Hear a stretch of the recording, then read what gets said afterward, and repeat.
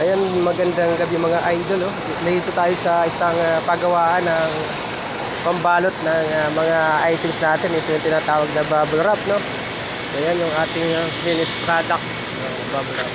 So ito yung ipapakita ko na yung makina ng pambalot ng bubble wrap, no? Yung plastic. Ayan, ito yung kanyang materialis. Ito yung makina malaki. Ayan. Siguro nasa tin feet yung taas na ito. Meron dalawang hagdan, no? Bago makarating sa taas. At yung kanyang switch, no? At ito yung kanyang operator. Nalaiko tayo dito sa isang masina. At ito yung kanyang materialis na ginagamit, mapapansin nyo. Para siyang uling, no? Parang coil na parang yung bigas. Ito yung kanyang dito tayo.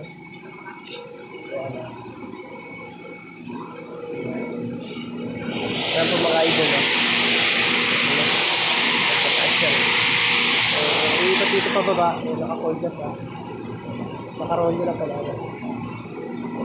Nagkaliwan. Ito yung mga bayan. At yun naman sa mga parcel naman doon. Tatlong makina dito sa loob. Merong paggawa ng tape. Ito na tayo. Papakita ko lang yung paggawa ng tape.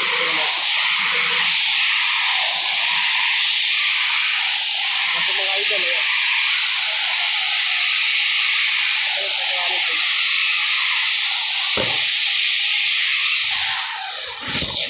Ito tayo dito sa makina ng tape. Naka-roll din yung malaking plastic, no?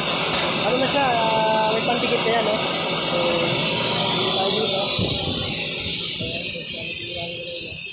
Dito naman sa kabila. Ito na sa kabila ay ito yung yung bubble wrap, no?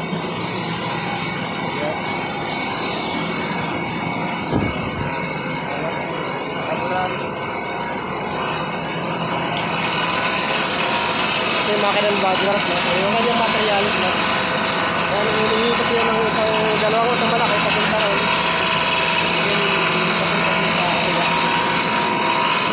Ayan. Ayan po mga lodi, no? Mga idol. Ito yun naman yung materialis ng bubble wrap, no? Ayan. Kung nagustuhan itong video na ito mga idol, paki-like and share naman. And of course, paki-subscribe sa ating YouTube channel. Maraming salamat po.